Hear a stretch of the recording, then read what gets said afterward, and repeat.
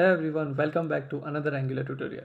Today we are tackling a super important topic, which is managing large forms like this. We will also be implementing our async validation for username availability. So when dealing with complex forms in Angular, managing state can become difficult. If you don't manage state properly, performance issues can arise, especially when we are dealing with large forms like this. So using form group and form array helps us organize this form structure, which makes it easier to update and validate fields dynamically. Imagine you are building a user registration form for a platform like Twitter or Facebook. You need to validate your user input. You also need to check your username availability via an API. And of course, you need to allow user to add multiple addresses dynamically like this and even remove the addresses. So by end of this tutorial, you will be able to build a form like this. So let's get started. So we will start with setting up the registration form using our form group. So why we are using reactive forms is because in template driven forms, managing many fields can become really messy. But with reactive form group provide us a really structured way to handle form state in more scalable and readable manner, as you have seen in previous videos. And instead of manually creating the form controls, we will use form builder to make the code cleaner, like how we did in the previous videos too.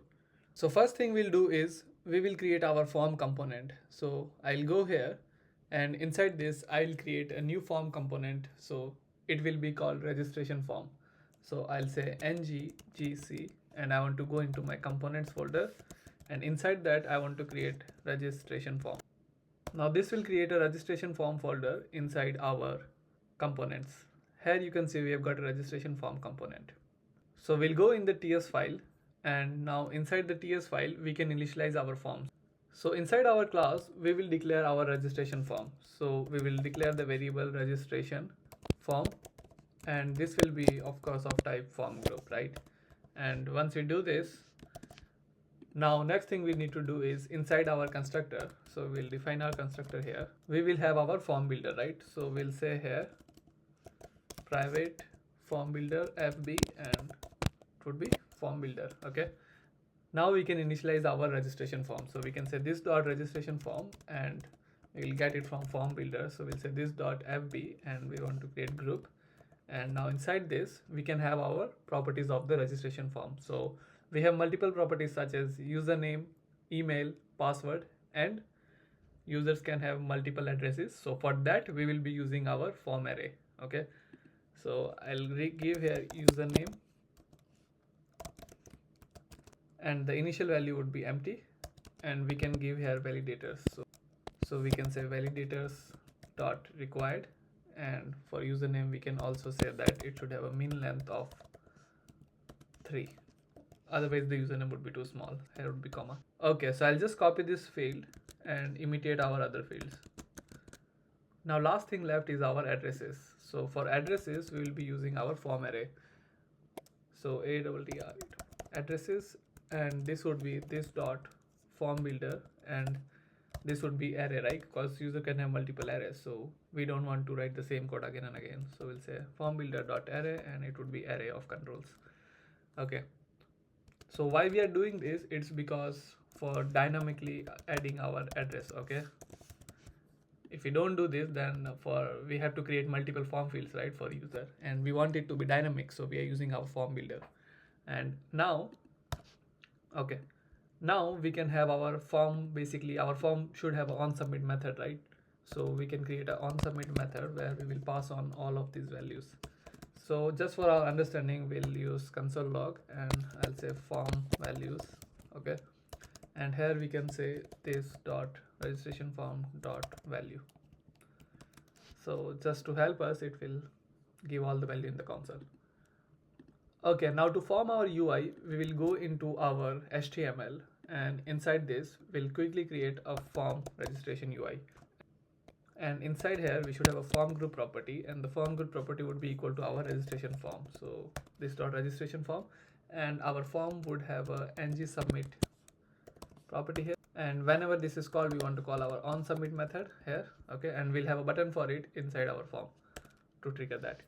Now our form has a username, email, password, okay, and addresses of course. So we'll give the username, email, and password here. So we'll say label, and this label would be for our username. So we'll say here username.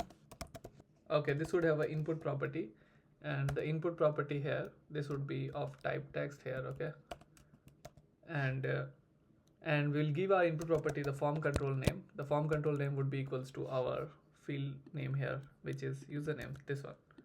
So we'll just copy and paste here username. Like this we'll have for our email and our password too. So I'll copy and paste these bits, and now inside this here we'll have, okay, so we've got for our email and we've got password, and we've got email and password same what we mentioned here in our form, email and password, right? Now at the end we'll also have our button, right? So our inside our button we'll have the type. So whenever this button is clicked, it should be of type submit, so that it can trigger our form. And we'll call the button register, as we are registering our user, right? So register, and we want to disable this button every time our form has an invalid value, right? So we'll say disabled, and if our this dot registration form dot invalid, then we don't want the button to be true, so user cannot submit form with incorrect values. Okay, now to see our form in action, I'll save the changes, go to app component.html. I'll remove stuff from our previous video, and I will load here my app registration form. So registration form. Now this should be able to load my form. Okay, so once I save this, you can see that I have a form here, which is username, email and password. Obviously we can design it to make it look better, so I'll quickly do that and I'll show you. Okay, so I have done some basic styling to our form here. I've added just classes and basically just given some styling here. You can get those styling as well, and if we save this, we can see our form in action. You can see we have got a username, email and a password field, and the register button as well. So if we try to click it, it's disabled now. If we click user, if we write our username, okay, and our email as well, and our password field, so you can write whatever, and you can see our register button becomes active, so it's not disabled anymore. But if as soon as we remove any of the field, like if our password is less than 6 characters, then you say it become disabled again. Now going back to our VS Code, so now we will focus on our dynamic address fields. So for this we will be using FormArray, like how we have used here, as it allows us to dynamically add or remove form fields, at runtime. So this is really useful specifically for cases like, when we have to add multiple addresses or multiple phone numbers or something like that in a form. So what I'll do is I'll create a get here for our address, so we can get our addresses. Okay, so we'll say get addresses here, and inside this we will have a return statement which will return all of our addresses from the form control. So we'll say this dot registration form dot get, and we want to get our addresses, right? Our addresses is basically this one, this one. So from these addresses we will get all of our address. So we'll say as FormArray here. You should know we did like same thing. I showed you how to do it in detail in the last video too. So we use this to get all of our addresses from our FormArray. Now with addresses we should be either able to add the address or remove the address. I'll show you in the UI as well later, but I'll create the methods first. So I'll say add address method, okay, and add address here.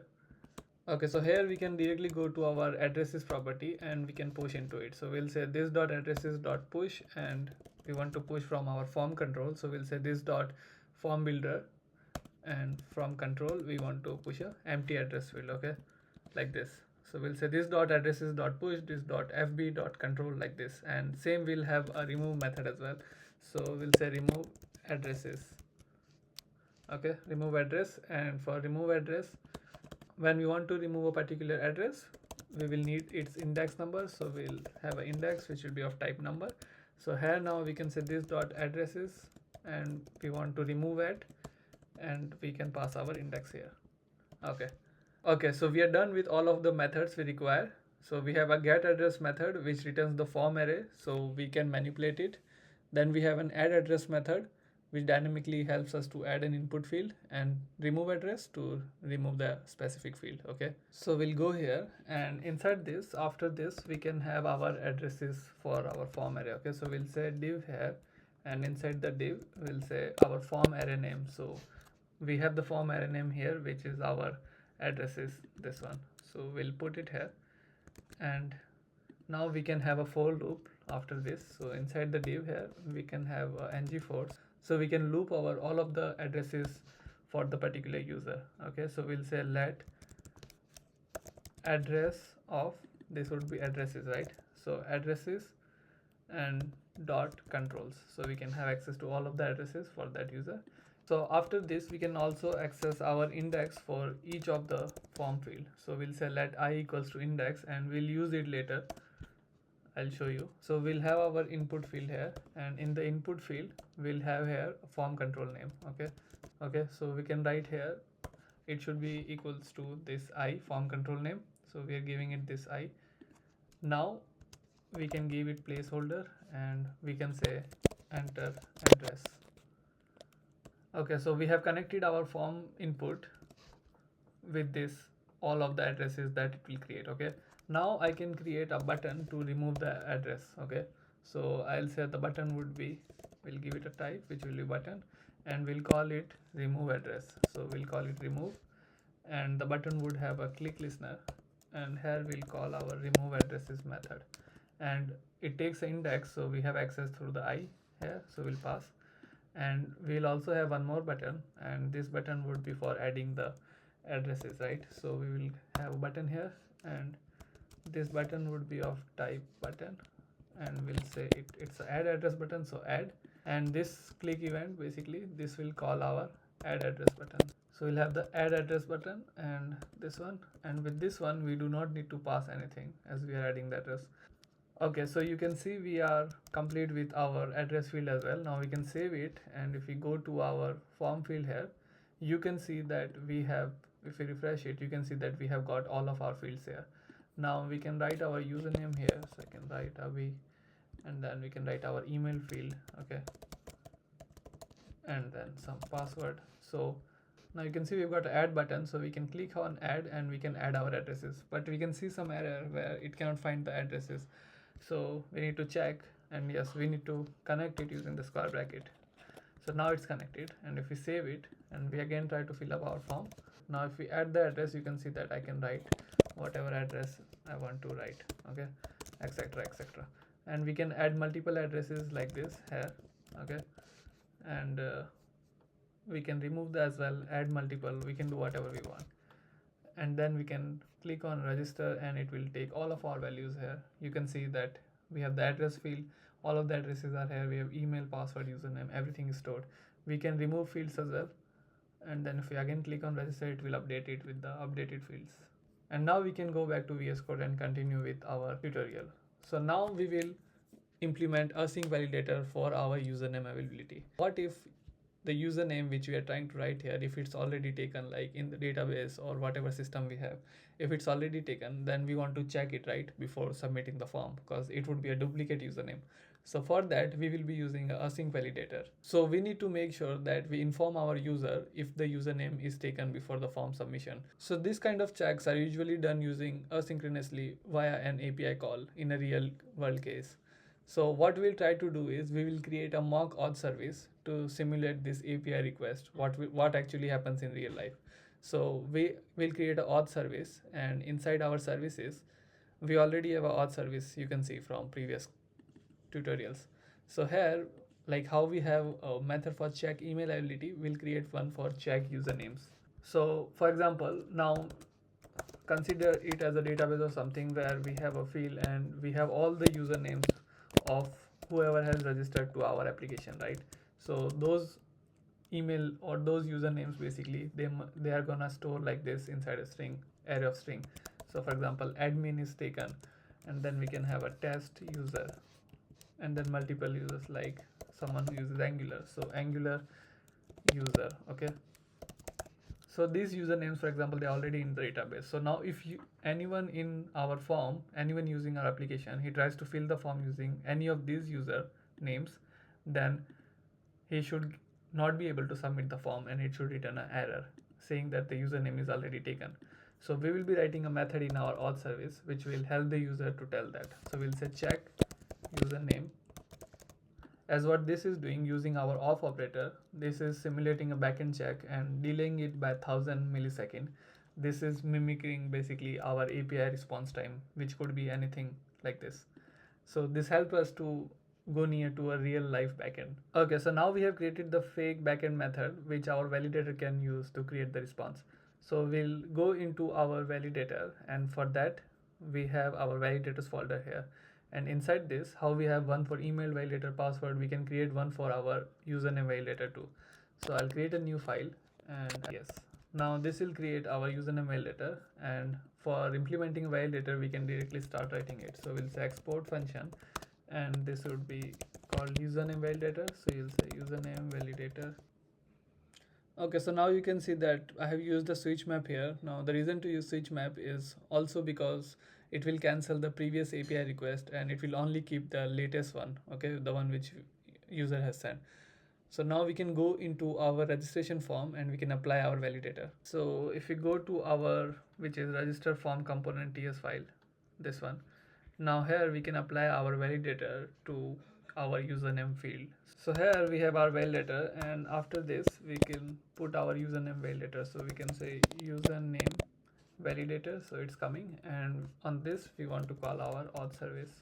So we'll say this dot auth service. So we need to import our auth service in order to use it. So we'll say here private auth service and auth service, and this would be type auth service. Okay, so we'll just call here this dot auth service. So now our validator is up and ready in action. Okay, now from our username validator, we can use the username taken property to show error to the user if they are writing a username which is already taken. So we can have a p tag here, and in the p tag here we can say username is taken, right? But when we want to show this username is taken text, we only want to show it on a condition. So we'll say ng if, and we want to show only when our registration form, so we can get our username property. So we'll say registration form dot get username, okay, and from that username we can get access to all of our errors because we have validated there, right? So we'll say dot errors, and from the errors we'll use square bracket here, okay, to get access to our username taken property from our validator. So we'll say username taken. If this is true, okay, then only show our username is taken. And just to make it look like an error, we can use some styling here. So you can say style, and we can give it a color of red. Now with this, what we are doing is we are accessing our registration form. Here you can see in registration form we are getting access to username, its error, and from here we are getting access to our username taken property. Now if we save this and we go back to our application, and if we refresh it, now if we start writing our username, for example, one of the username was admin. So if I start writing admin here, you will see that it will show me a text username is taken. As soon as I start changing the username, for example, to admin12, you see it's gone. Or if I write our another username, which is Angular user, you will see the text would come back again. So, and also disabling the form, so not allowing us to, and also telling user that there is a problem. So we can change our name, and then we can fill up with other properties, okay, and we can write here our password, we can add addresses, okay, whatever we want, and we can inspect and we can submit our form. So once we do that, we can even add multiple properties. So I'll do that too, like this. And once we register, you can see that we have got all of our addresses, our email, password, and everything here. But if we write our username which is already taken, it will give us the error and not allow us to submit the form, as you can see.